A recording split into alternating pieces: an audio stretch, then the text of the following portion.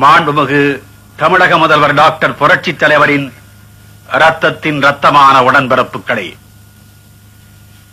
5 கோடி தமிழ் மக்களின் உள்ளங்களை கொள்ளை கொண்ட ஒப்பற்ற தலைவர் நம் தலைவர்.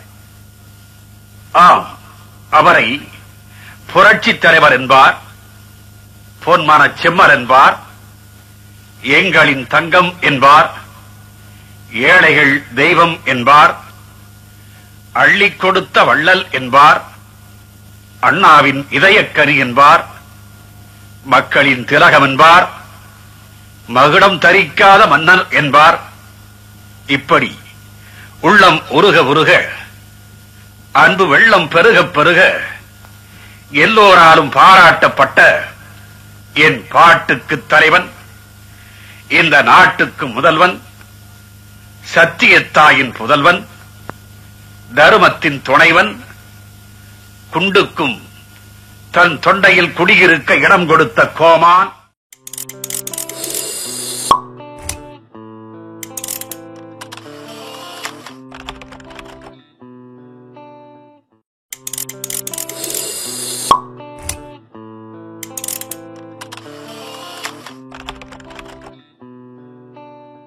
வணக்கத்திற்குரிய பெரியோர்களே, என்னை வாழ வைக்கும் தெய்வங்களாகிய தாய்மார்களே, இதயதெய்வம் புரட்சி தலைவர் எம்ஜிஆர் என் ரத்தத்தின் ரத்தமான என் உயிரினும் மேலான எனது அருமை உடன்பிறப்புகளே, எனது அருமை வாக்காளர் பெருமக்களே, உங்கள் அனைவருக்கும் முதற்கண் எனது அன்பு கலந்த வணக்கத்தை தெரிவித்துக் கொள்கிறேன். இந்த தேர்தல் பிரச்சார பொதுக்கூட்டத்தின் வாயிலாக மதுரை, தேனி, திண்டுக்கல், சிவகங்கை, ராமநாதபுரம், திருநெல்வேலி, தூத்துக்குடி, கன்னியாகுமரி, தருமபுரி மற்றும் தஞ்சாவூர் ஆகிய மாவட்டங்களைச் சேர்ந்த 47 சட்டமன்ற தொகுதிகளுக்கான அனைத்திந்திய அண்ணா திராவிட முன்னேற்ற கழக வேட்பாளர்களை அறிமுகப்படுத்தி உங்களிடம் அவர்களுக்காக வாக்கு சேகரிக்க வந்திருக்கிறேன்.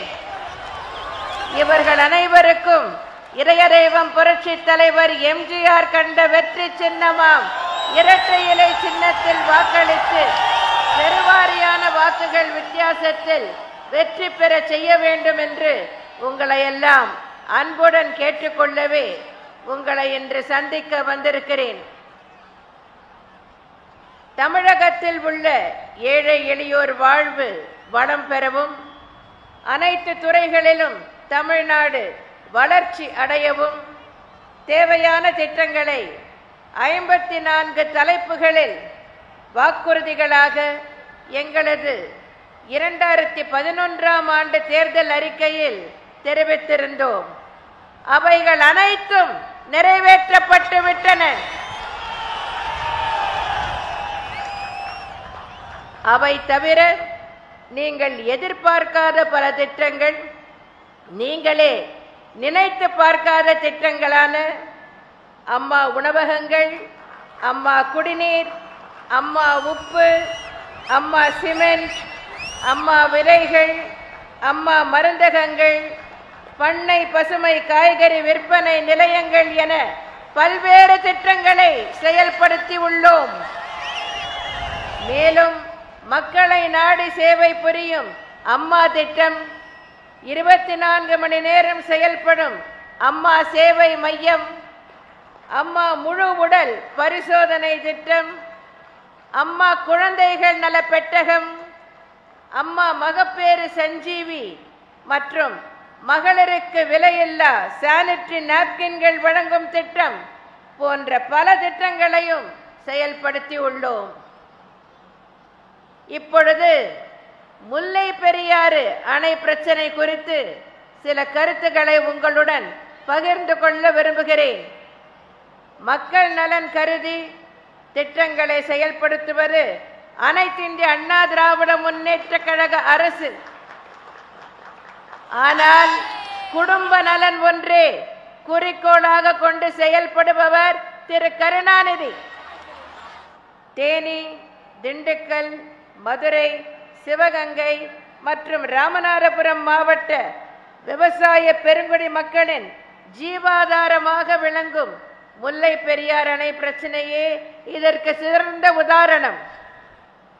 முல்லை பெரியார் அணையின் முழு நீர்த்தேக்க மட்டமான 152 அடியிலிருந்து தற்காலிகமாக 136 அடிக்கு குறைக்கப்பட்ட பின்னர் மீண்டும் அதை 152 அடியாக உயர்த்த வேண்டும் என்று முழு மூச்சுடன் செயல்பட்டு வருவது அனைத்திந்திய அண்ணா திராவிட முன்னேற்ற கழகம் மட்டும்தான். முல்லை பெரியார் அணை பிரச்சனை பற்றிய வழக்கில் 2006ஆம் ஆண்டு பிப்ரவரி மாதம் உச்சநீதிமன்றம் ஒரு தீர்ப்பினை வழங்கியது. அதில் முல்லை பெரியார் அணையில் முதற்கட்டமாக நீர்மட்டத்தை 136 அடியிலிருந்து 142 அடி வரை உயர்த்தி நீரை தேக்கி வைத்துக் கொள்ளலாம் என்றும், அணையினை பலப்படுத்தும் மீதமுள்ள பணிகளை மேற்கொள்ளலாம் எனவும், இந்த பணிகள் முடிக்கப்பட்டவுடன் தனிப்பட்ட நிபுணர்கள் ஆய்வு நடத்தி அணையின் முழு தேக்க மட்டமான 152 அடிக்கு உயர்த்துவது குறித்து முடிவு செய்வார்கள் என்றும் தீர்ப்பளித்தது. ஆனால் கேரள அரசு இதனை மதிக்காமல் முல்லை பெரியாரின் அணையின் நீர்மட்டம் 136 அடி என நிர்ணயம் செய்து ஒரு சட்ட திருத்தத்தை கொண்டு வந்தது. 2006ஆம் ஆண்டு மார்ச் மாதம் எனது தலைமையிலான அரசு கேரளாவின் இந்த சட்ட திருத்தம் செல்லத்தக்கதல்ல என உத்தரவிடக் கோரி மனு ஒன்றை உச்சநீதிமன்றத்தில் தாக்கல் செய்தது. அதன் பின்னர் தமிழ்நாடு சட்டமன்ற பேரவைக்கான பொது தேர்தல் அறிவிக்கப்பட்டது. இப்போது போலவே 2006ஆம் ஆண்டு நடைபெற்ற தேர்தலிலும் திமுகவும் காங்கிரஸ் கட்சியும் கூட்டணியாக போட்டியிட்டன. அப்போது தேர்தல் பிரச்சாரங்களில் முல்லை பெரியார் அணையின் நீர்மட்டத்தை 152 அடியாக உயர்த்த நடவடிக்கைகள் மேற்கொள்வோம் என 2 கட்சியினரும் உங்களிடம் வாக்குறுதி அளித்தார்கள். திமுகவும் தனது தேர்தல் அறிக்கையில் உச்சநீதிமன்ற தீர்ப்பை உடனடியாக நடைமுறைப்படுத்த ஆவண செய்வோம் என்ற வாக்குறுதியை அளித்தது. மத்தியிலே காங்கிரஸ் ஆட்சி நடைபெற்று கொண்டிருந்தது. அந்த கூட்டணி ஆட்சியில் திமுகவும் அங்கம் வகித்தது. 2006இல் நடைபெற்ற சட்டமன்ற தேர்தலில் வெற்றி பெற்று திமுக ஆட்சி பொறுப்பேற்றது. ஆனால் முல்லை பெரியார் தொடர்பான வாக்குறுதியை திரு கருணாநிதி மறந்துவிட்டார். கேரள அரசு அணை வலுவிழந்து விட்டது, புதிய அணைதான் கட்ட வேண்டும் என ஒரு புதிய கோரிக்கையை ஆரம்பித்து வைத்தது. திமுக அங்கம் வகித்த மத்திய அரசும் அதற்கான ஆய்வினை மேற்கொள்ள அனுமதி அளித்தது. இதை அறிந்த நான் உடனே அதனை எதிர்த்தேன். அப்போது மத்திய சுற்றுச்சூழல் துறை அமைச்சரை கண்டித்து போராட்டம் நடத்தப்படும் என்றார் திரு கருணாநிதி. இது என்ன பித்தலாட்டம்? மத்திய அரசில் முக்கிய துறைகளை கையில் வைத்துக் கொண்டு மத்திய அரசையே ஆட்டி படைத்துக் கொண்டிருந்த திமுகவால் பிரதமரை சந்தித்து இதற்கு தீர்வு கண்டிருக்க முடியாதா? அதற்கான அக்கறையும் மனமும் திரு கருணாநிதிக்கு இல்லை என்பதுதான் உண்மை. அதன் பின்னர் திரு கருணாநிதி கேரள அரசை கண்டித்து பொதுக்கூட்டம் நடத்தப்படும் என்றார். பின்னர் மீண்டும் ஒரு அந்தர்பல்டி அடித்து பொதுக்கூட்டத்தையும் கைவிட்டு விட்டார். திரு கருணாநிதி தன்னலம் என்றால் தமிழகத்தையே அடகு வைத்து விடுவார், பொதுநலம் என்றால் பொறுமை காப்பார். எனவேதான் இதிலும் பொறுமை காத்தார் திரு கருணாநிதி. முல்லை பெரியார் அணை பிரச்சனை குறித்து விசாரித்துக் கொண்டிருந்த உச்சநீதிமன்றம் அதனை பாதுகாப்பானதா, அணை பாதுகாப்பானதா என்பது குறித்து ஆய்வு மேற்கொள்வதற்காக உச்சநீதிமன்ற முன்னாள் தலைமை நீதிபதி டாக்டர் ஏஎஸ் ஆனந்த் தலைமையில் ஒரு குழுவினை அமைத்து 2010ஆம் ஆண்டு உத்தரவிட்டது. தமிழ்நாட்டின் சார்பில் இந்த குழுவில் தமிழ்நாட்டு பிரதிநிதியை நியமிக்க வேண்டாம் என திமுக பொதுக்குழுவில் முடிவெடுக்கப்பட்டது. தமிழர்களுக்கு, முல்லை பெரியார் பாசனத்தை நம்பியிருக்கிற விவசாயிகளுக்கு இழைக்கப்பட்ட மிக பெரும் துரோகம் அல்லவா இது? இந்த முடிவுக்கு நான் கண்டனம் தெரிவித்தேன். அதன் பின்னர் தான் வல்லுநர் குழுவில் தமிழ்நாட்டின் சார்பில் உச்சநீதிமன்ற முன்னாள் நீதிபதி டாக்டர் ஏஆர் லட்சுமணன் நியமிக்கப்பட்டார். 2011ஆம் ஆண்டு நான் மீண்டும் ஆட்சி பொறுப்பேற்ற பின்னர் உச்சநீதிமன்றத்தால் நியமிக்கப்பட்ட குழு முன்பு தமிழகத்தின் சார்பில் நியாயமான வலுவான வாதங்கள் எடுத்து வைக்கப்பட்டன. இந்த வாதங்களின் அடிப்படையிலும் ஆய்வுகளின் அடிப்படையிலும் அந்த குழு தனது அறிக்கையினை 2012ஆம் ஆண்டு ஏப்ரல் மாதம் உச்சநீதிமன்றத்தில் சமர்ப்பித்தது. உச்சநீதிமன்றத்தில் தமிழக அரசின் சார்பில் எடுத்து வைக்கப்பட்ட வாதங்களின் அடிப்படையிலும் ஆய்வறிக்கையின் அடிப்படையிலும் உச்சநீதிமன்ற அரசியல் சாசன அமர்வு 2014ஆம் ஆண்டு மே மாதம் தமிழகத்திற்கு சாதகமான இறுதி தீர்ப்பினை வழங்கியது.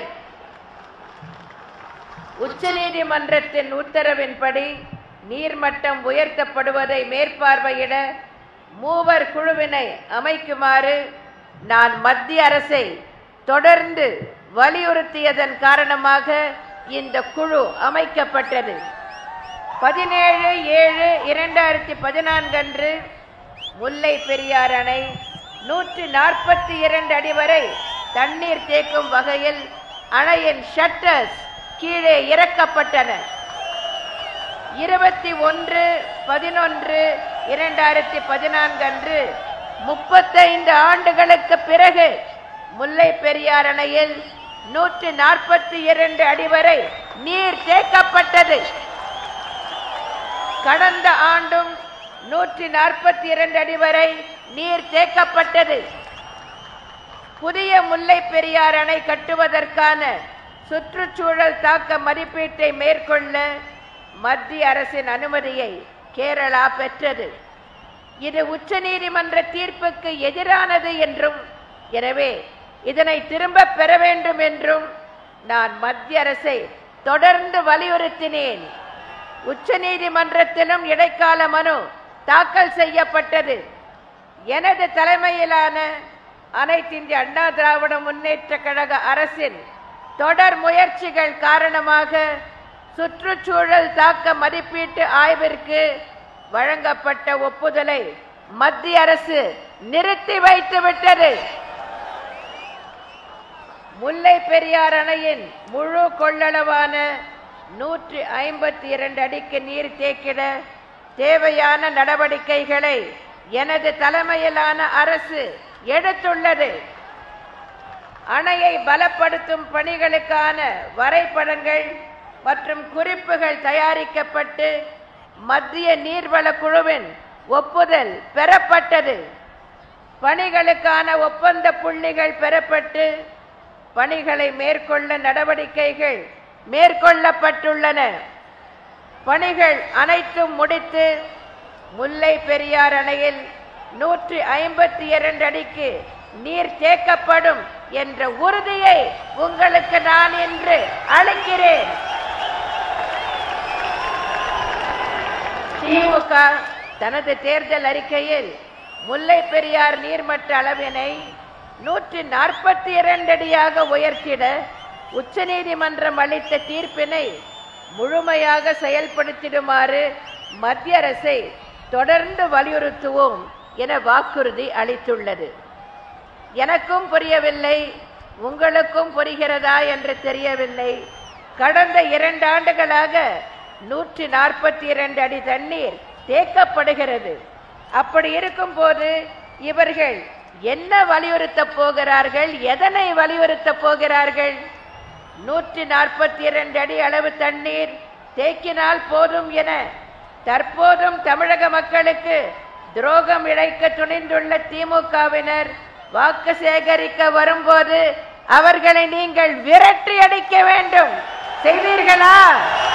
நீங்கள் செய்வீர்களா? அடுத்தபடியாக ஜல்லிக்கட்டு பற்றி சில கருத்துக்களை உங்களுடன் பகிர்ந்து கொள்ள விரும்புகிறேன்.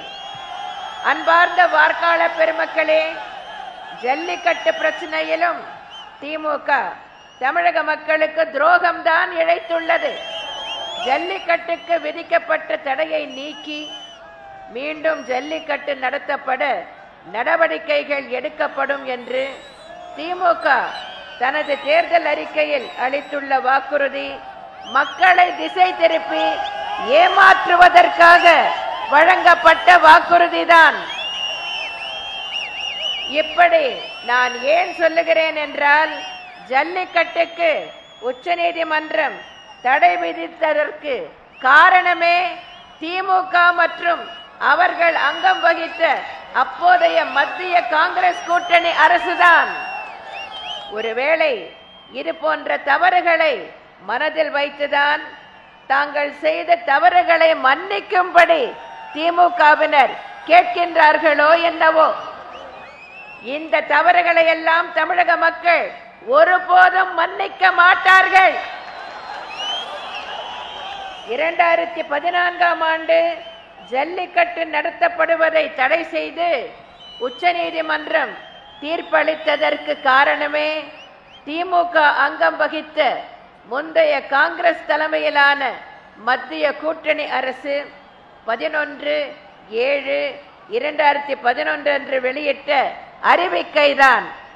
அந்த அறிவிக்கையின்படி காட்சிப்படுத்தப்படும் விலங்குகள் பட்டியலில் காளைகளும் சேர்க்கப்பட்டு விட்டன.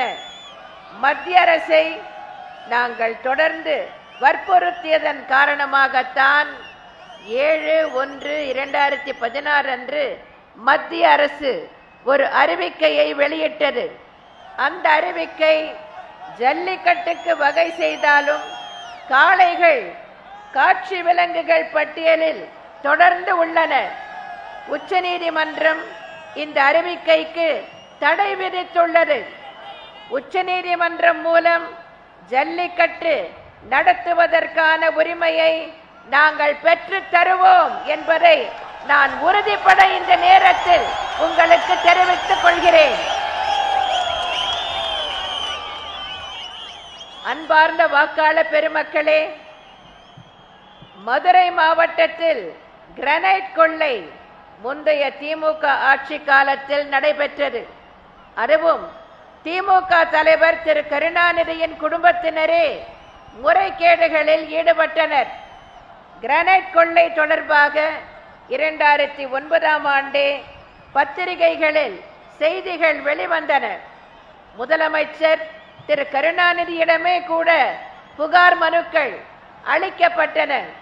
ஆனால் கிரானைட் கொள்ளையர்கள் மீது அன்றைய திமுக அரசோ அன்றைய முதலமைச்சர் திரு கருணாநிதியோ ஏதாவது நடவடிக்கை எடுத்தார்களா என்றால் இல்லை, எந்த நடவடிக்கையும் எடுக்கவில்லை. இந்த கொள்ளைக்கு அவர்கள் காரணமாக இருந்ததால் தான் கிரானைட் கொள்ளையர்களை விட்டுவிட்டு அது பற்றி தெரிவித்தவர்கள் மீது நடவடிக்கை எடுத்தார் திரு கருணாநிதி. 2010ஆம் ஆண்டு ஜூலை மாத இறுதியில் தினபூமி பத்திரிகை கிரானைட் கொள்ளை பற்றி விரிவான செய்தி வெளியிட்டது. ஊழல் செய்தவர்களுக்கு உறுதுணையாக இருப்பதுதானே திரு கருணாநிதியின் கொள்கை.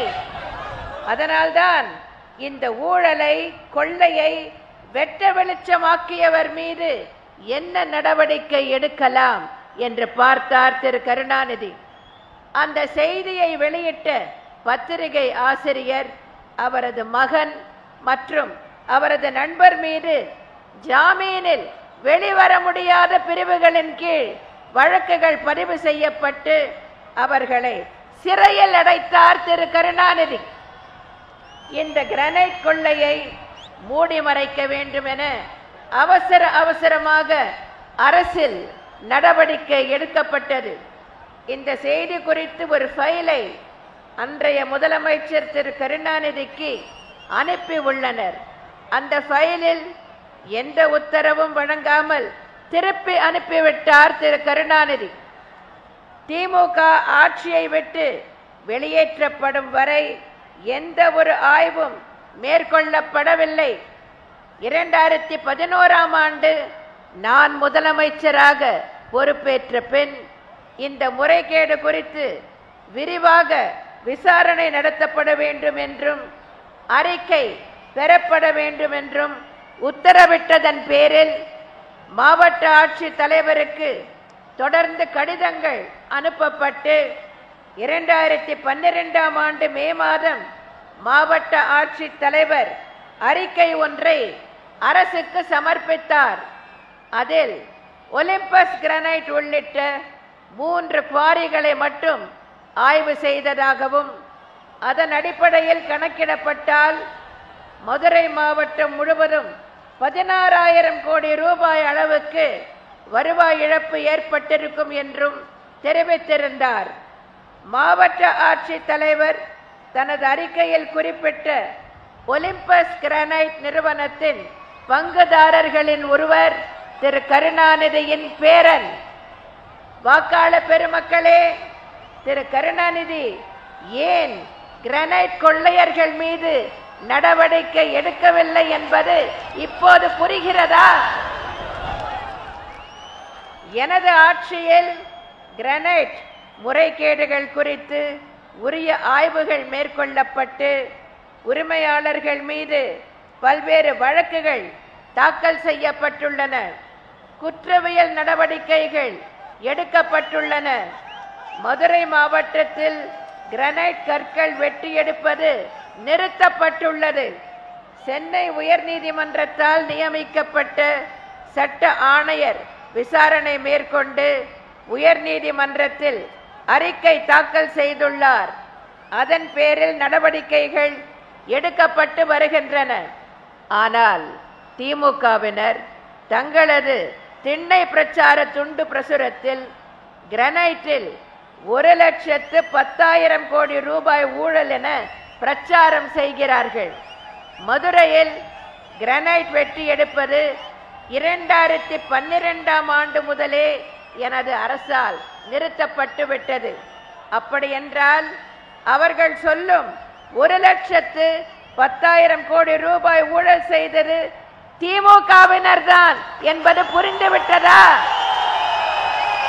வாக்காளர் பெருமக்களே, காங்கிரஸ் திமுக நடத்திய மத்திய கூட்டணி ஆட்சியில் நடைபெற்ற நிலக்கரி சுரங்க ஊழல் 1,76,000 கோடி ரூபாய் இழப்பு ஏற்படுத்திய 2G ஸ்பெக்ட்ரம் ஊழல், மும்பை ஆதர்ஷ் அடுக்குமாடி குடியிருப்பு வீட்டு வசதியில் ஊழல், காமன்வெல்த் நாடுகளின் விளையாட்டு போட்டியில் ஊழல் என விளையாட்டிலே கூட விளையாடிய கூட்டணி தான் திமுக காங்கிரஸ் கூட்டணி என்பதை மறவாதீர்கள். முன்பு ஆட்சியில் இருந்த போது சுருட்டியது போதாதென்று மேலும் சுருட்ட வாய்ப்பு கேட்டு உங்களை தேடி வாக்கு கேட்க திமுக காங்கிரஸ் கூட்டணி கட்சியினர் வருவார்கள். மறுபடியும் உங்கள் வாக்குகளை பெற்று கொள்ளையடிக்கலாம் என்ற எண்ணத்தில் உங்களை தேடி அதே கொள்ளை கூட்டம் வரும். அவர்களுக்கு, அந்த திமுகவுக்கு இந்த தேர்தலில் கடந்த 2011ஆம் ஆண்டு சட்டமன்ற தேர்தலில் நீங்கள் கொடுத்த அடியை விட 2014ஆம் ஆண்டு நாடாளுமன்ற தேர்தலில் நீங்கள் கொடுத்த அடியை விட பலமான அடியை நீங்கள் கொடுத்தால்தான் அந்த கொள்ளை கூட்டம் நிரந்தரமாக ஒழியும். திமுக காங்கிரஸ் கொள்ளை கூட்டணியை ஒழிக்க வேண்டும்.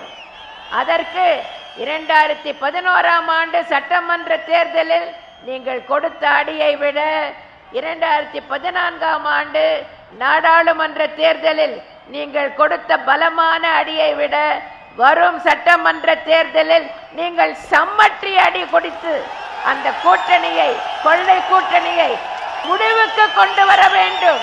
திமுக காங்கிரசுக்கு முற்றுப்புள்ளி வைக்க வேண்டும். செய்வீர்களா? நீங்கள் செய்வீர்களா? சட்டம் ஒழுங்கை பற்றி ஒரு சில கருத்துக்களை இப்போது தெரிவிக்க விரும்புகிறேன். 2006 முதல் 2011 வரை நடைபெற்ற திமுக ஆட்சி ஒரு அராஜக ஆட்சி. தமிழகம் ஒரு அமைதி பூங்காவாக மாற வேண்டும் என்றுதான் நீங்கள் 2011ஆம் ஆண்டில் ஒரு அமைதி புரட்சியை ஏற்படுத்தினீர்கள். உங்களது எண்ணப்படியே இன்றைக்கு தமிழகம் ஒரு அமைதி பூங்காவாக இருந்து வருகிறது. யாரும் எந்தவித அச்ச உணர்வும் இன்றி வாழ முடிகிறது, நடமாட முடிகிறது, தங்களது சொத்துக்களை அனுபவிக்க முடிகிறது.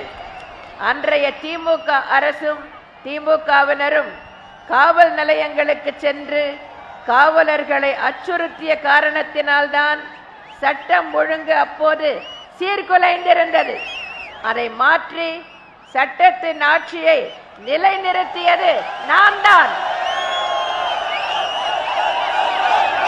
இன்று எந்த அரசியல்வாதியும் காவல் நிலையத்திற்கு சென்று காவலர் பணிகளில் தலையீடு செய்ய முடியாது. எனவேதான் சட்டம் ஒழுங்கு சீராக பராமரிக்கப்படுகிறது, குற்றங்கள் குறைந்து வருகின்றன. அன்றைய திமுக ஆட்சியில் அமைச்சர்கள் முதல் அடிமட்ட தொண்டர்கள் வரை சமூக விரோத கும்பல் உதவியுடன் நிலம் மற்றும் வீட்டு உரிமையாளர்களை மிரட்டி அவர்களின் சொத்துக்களை அபகரித்தனர்.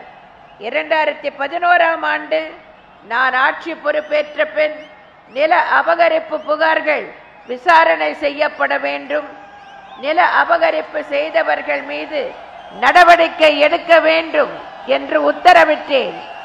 பொதுமக்களிடமிருந்து பெறப்பட்ட புகார்களின் அடிப்படையில் 3264 வழக்குகள் பதிவு செய்யப்பட்டு எதிரிகள் கைது செய்யப்பட்டனர். 3678 கோடி ரூபாய் மதிப்புள்ள 5193 ஏக்கர் நிலம் மற்றும் 35,78,000 சதுர அடி வீட்டு மனைகள் நில அபகரிப்பாளர்களிடமிருந்து மீட்கப்பட்டு நில உரிமையாளர்களிடம் ஒப்படைக்கப்பட்டன. 1084 வழக்குகளில் குற்றப்பத்திரிகைகள் நீதிமன்றங்களில் தாக்கல் செய்யப்பட்டு நிலுவையில் உள்ளன. இதில் 3 வழக்குகளில் எதிரிகள் தண்டனை பெற்றுள்ளனர். சிறப்பு நீதிமன்றங்களில் இந்த வழக்குகள் விரைந்து முடிவுக்கு வர நடவடிக்கைகள் தொடர்ந்து எடுக்கப்பட்டு வருகின்றன. சட்டம் ஒழுங்கு நிலைமை சீரமைக்கப்பட்டுள்ளதோடு மட்டுமல்லாமல் குற்றங்களும் தற்போது குறைந்துள்ளன. கடந்த மைனாரிட்டி திமுக ஆட்சியில் நடைபெற்ற கொலைகள், ஆதாய கொலைகள், கூட்டு கொள்ளைகள், கொள்ளைகள், களவு வழக்குகள், சொத்து சம்பந்தமான வழக்குகள் என பல்வேறு குற்றங்களின் எண்ணிக்கை தற்போது அனைத்திந்திய அண்ணா திராவிட முன்னேற்ற கழக ஆட்சியில் குறைந்துள்ளன. மதவிலக்கை பற்றி இப்பொழுது பல அரசியல் கட்சி தலைவர்களும் பேசிக் கொண்டிருக்கிறார்கள். அதனால் அனைத்திந்திய அண்ணா திராவிட முன்னேற்ற கழகத்தின் கருத்தினை இப்போது தெரிவிக்க விரும்புகிறேன். எனது தலைமையிலான அனைத்திந்திய அண்ணா திராவிட முன்னேற்ற கழகம் எதிர்வரும் சட்டமன்ற தேர்தலில் வெற்றி பெற்று மீண்டும் ஆட்சி அமைத்தவுடன் மதுவிலக்கு படிப்படியாக அமல்படுத்தப்பட்டு பூரண மதுவிலக்கு என்ற நிலை எய்தப்படும். முதலில் சில்லறை மதுபான கடைகள் திறந்திருக்கும் நேரம் குறைக்கப்படும், கடைகளின் எண்ணிக்கை குறைக்கப்படும். பின்னர் சில்லறை மதுபான கடைகளுடன் இணைந்த பார்கள் மூடப்படும். குடிப்பழக்கத்திற்கு உள்ளாகி உள்ளோரை மீட்பதற்கான மீட்பு நிலையங்கள் ஏற்படுத்தப்படும்.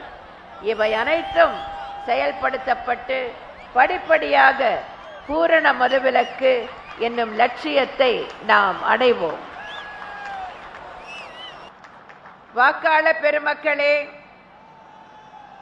மக்களால் நான், மக்களுக்காகவே நான் என்ற தாரக மந்திரத்தை கடைபிடித்து நான் பணியாற்றி வருகிறேன். உங்களால் நான், உங்களுக்காகவே நான், உங்களுக்காகவே அர்ப்பணிக்கப்பட்டதுதான் எனது தவ வாழ்க்கை. ஏற்கனவே 2011ஆம் ஆண்டு நடைபெற்ற சட்டமன்ற தேர்தலின் போது அளித்த வாக்குறுதிகளை எல்லாம் நிறைவேற்றி விட்டேன். ஆனால் ஏற்கனவே நான் குறிப்பிட்டு சொன்னேனே, அம்மா உணவகங்கள், அம்மா மருந்தகங்கள், அம்மா சிமெண்ட், அம்மா உப்பு, அம்மா குடிநீர், இன்னும் ஏராளமான திட்டங்கள். இந்த திட்டங்கள் எல்லாம் வரும் என்று நீங்கள் எதிர்பார்த்தீர்களா? நீங்கள் நினைத்தீர்களா? நீங்கள் கேட்டீர்களா? இல்லை.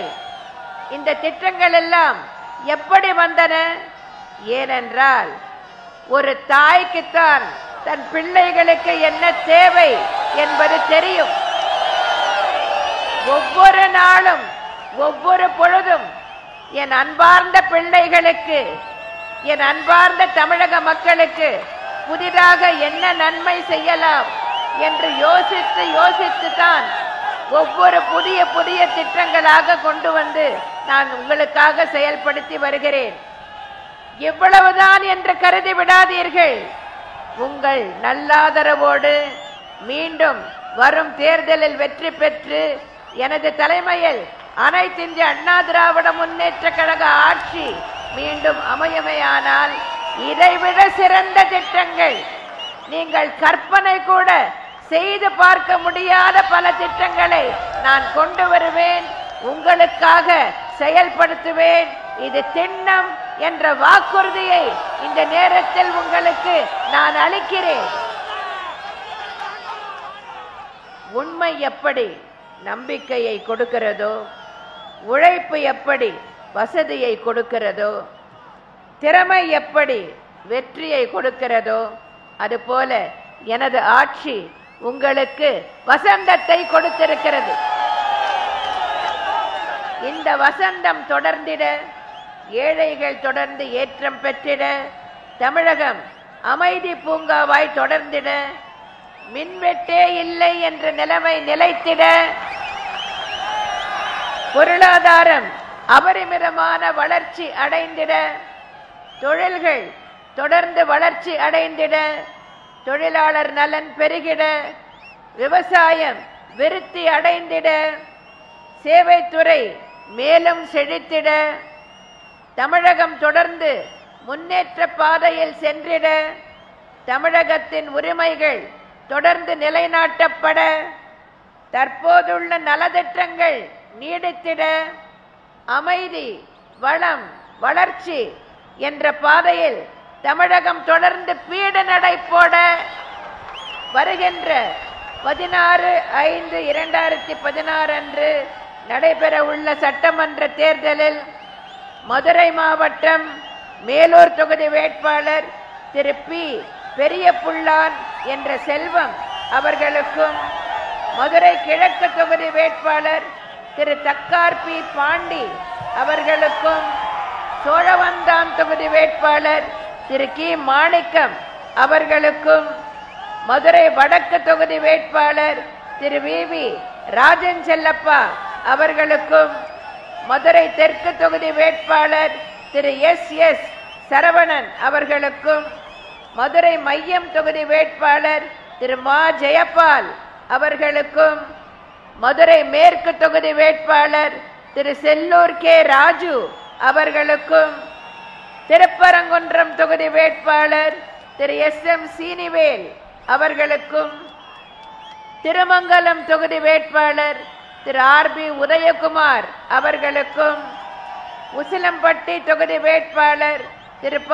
நீதிபதி அவர்களுக்கும், தேனி மாவட்டம் ஆண்டிப்பட்டி தொகுதி வேட்பாளர் திரு தங்க தமிழ்ச்செல்வன் அவர்களுக்கும், பெரியகுளம் தொகுதி வேட்பாளர் பேராசிரியர் டாக்டர் கே கதிர்காமு அவர்களுக்கும், போடிநாயக்கனூர் தொகுதி வேட்பாளர் திரு ஓ பன்னீர்செல்வம் அவர்களுக்கும், கம்பம் தொகுதி வேட்பாளர் திரு STK ஜக்கையன் அவர்களுக்கும், திண்டுக்கல் மாவட்டம் பழனி தொகுதி வேட்பாளர் திரு பி குமாரசாமி அவர்களுக்கும், ஒட்டன்சத்திரம் தொகுதி வேட்பாளர் திரு கே கிட்டுசாமி அவர்களுக்கும், ஆத்தூர் தொகுதி வேட்பாளர் திரு நத்தம் இரா விஸ்வநாதன் அவர்களுக்கும், நிலக்கோட்டை தொகுதி வேட்பாளர் திரு ஆர் தங்கதுரை அவர்களுக்கும், நத்தம் தொகுதி வேட்பாளர்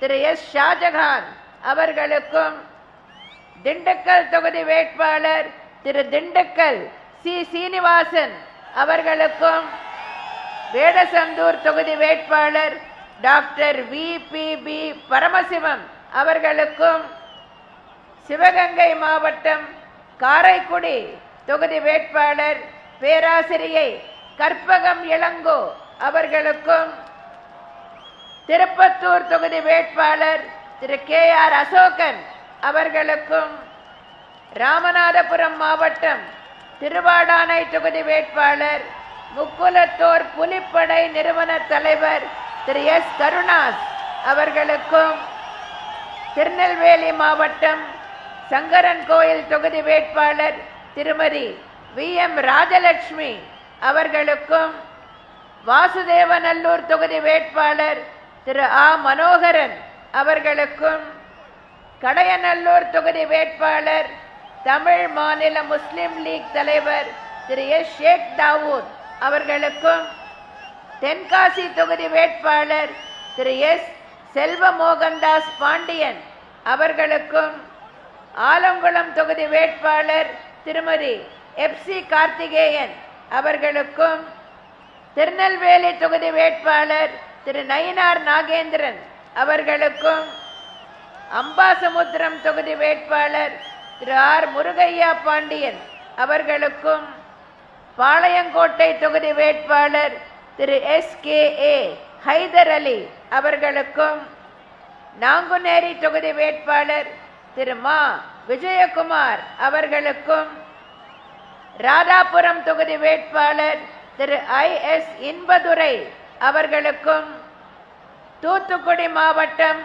தூத்துக்குடி தொகுதி வேட்பாளர் திரு சீதா செல்லப்பாண்டியன் அவர்களுக்கும், திருச்செந்தூர் தொகுதி வேட்பாளர் அகில இந்திய சமத்துவ மக்கள் கட்சி நிறுவன தலைவர் திரு R சரத்குமார் அவர்களுக்கும், ஸ்ரீவைகுண்டம் தொகுதி வேட்பாளர் திரு SP சண்முகநாதன் அவர்களுக்கும், ஒட்டப்பிடாரம் தொகுதி வேட்பாளர் திரு R சுந்தரராஜ் அவர்களுக்கும், கோவில்பட்டி தொகுதி வேட்பாளர் திரு கடம்பூர் ராஜு அவர்களுக்கும், கன்னியாகுமரி மாவட்டம் கன்னியாகுமரி தொகுதி வேட்பாளர் திரு N தளவாய் சுந்தரம் அவர்களுக்கும், நாகர்கோவில் தொகுதி வேட்பாளர் திரு A நாஞ்சில் முருகேசன் அவர்களுக்கும், குளச்சல் தொகுதி வேட்பாளர் திரு KT பச்சைமால் அவர்களுக்கும், பத்மநாபபுரம் தொகுதி வேட்பாளர் திரு KP ராஜேந்திர பிரசாத் அவர்களுக்கும், விளவன்கோடு தொகுதி வேட்பாளர் திரு G நாஞ்சில் டொமினிக் என்ற டொமினிக் சேவியோ ஜார்ஜ் அவர்களுக்கும், கிள்ளியூர் தொகுதி வேட்பாளர் திருமதி A மேரி கமலபாய் அவர்களுக்கும், தருமபுரி மாவட்டம் பாப்பிரெட்டிப்பட்டி தொகுதி வேட்பாளர் திரு P பழனியப்பன் அவர்களுக்கும், தஞ்சாவூர் மாவட்டம் கும்பகோணம் தொகுதி வேட்பாளர் திருமதி S ரத்னா அவர்களுக்கும், இதய தெய்வம் புரட்சி தலைவர் MGR கண்ட வெற்றி சின்னமாம் இரட்டை இலை சின்னத்தில் வாக்களித்து இவர்கள் அனைவரையும் பெருவாரியான வாக்குகள் வித்தியாசத்தில் மகத்தான வெற்றி பெற செய்ய வேண்டும் என்று உங்களை எல்லாம் அன்புடன் கேட்டுக்கொள்கிறேன். மறவாதீர்கள். வரும் 16/5 2016 அன்று நடைபெறவுள்ள சட்டமன்ற பொதுத் தேர்தலில் இவர்கள் அனைவருக்கும் இதய தெய்வம் புரட்சித் தலைவர் எம்ஜிஆர் தந்த வெற்றி சின்னமாம் இரட்டை இலை சின்னத்தில் வாக்களித்து பெருவாரியான வாக்குகள் வித்தியாசத்தில் வரலாற்று சிறப்புமிக்க வெற்றியை நீங்கள் அவர்களுக்கு பெற்றுத்தர வேண்டும் என்று மீண்டும் உங்களை அன்புடன் கேட்டுக்கொண்டு, அண்ணா நாமம் வாழ்க, புரட்சித் தலைவர் எம்ஜிஆர் நாமம் வாழ்க என்று கூறி விடைபெறுகிறேன். நன்றி, வணக்கம்.